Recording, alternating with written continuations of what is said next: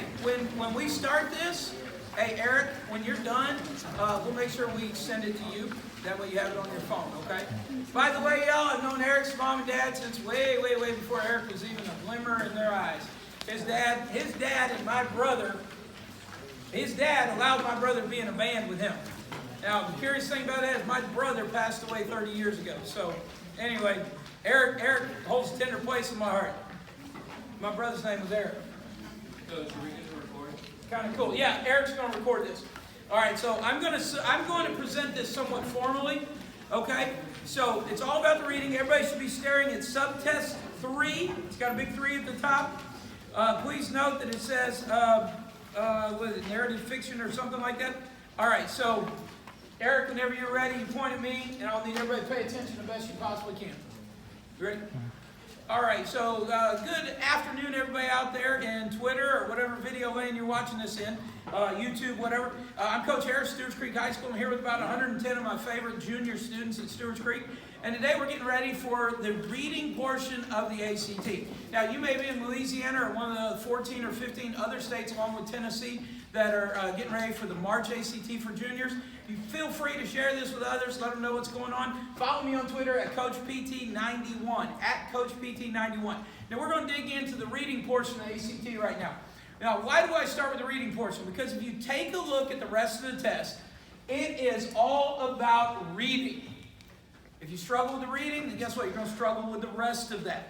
All right? So my goal today is twofold. Number one, I want you to think very differently about how you approach a reading passage.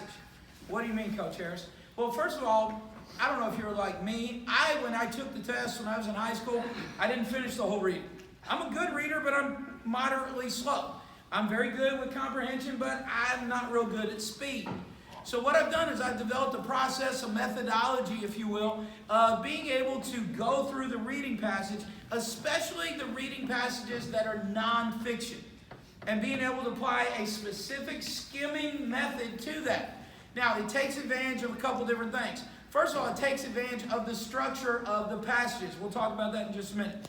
The second thing I want you to do is I want you to be able to determine by looking at the questions which questions are findable questions and which questions are theoretical. I'll give you some more examples of that probably tomorrow when we come back together. But today, let's talk about the reading portion of ACT. All right, it's always given third. There's 4 passages. Some of you may say, Coach Harris, what about the 40 questions? No, I'm not worried about questions. I want to consider it as passages. 4 passages, you got 35 minutes.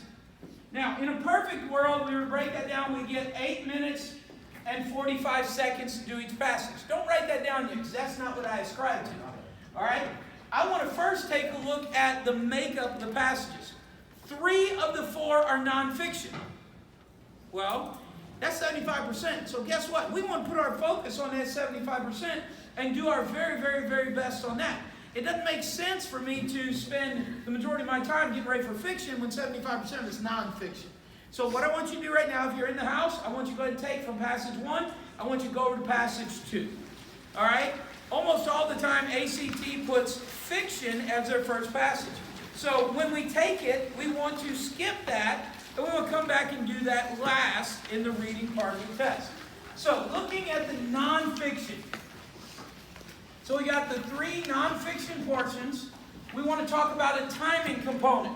So we want to give ourselves 7 minutes and 30 seconds to complete each of the passages.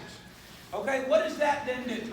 I've got that times 3, which gets me to about 22 and a half minutes. Okay, so we got the 3 nonfictions right there.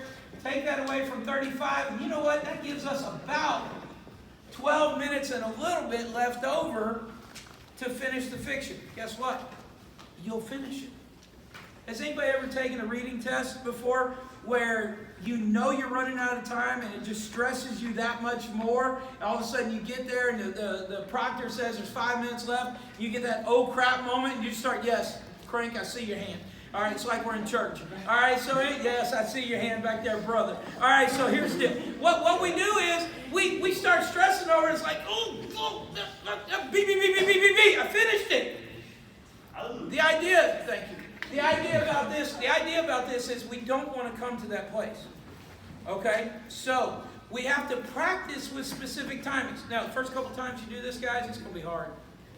Because what I'm challenging you to do is very, very different than your normal way of reading a passage. We're going to look at skimming it, okay? But your goal is 7:30, okay? That includes skimming, that includes question and answers. I almost lost the board right there.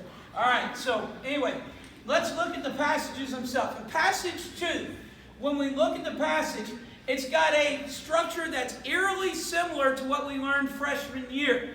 Okay, you remember sitting in English class freshman year, Miss Nichols or Miss Watson or Miss Bakari, some of y'all have PTSD.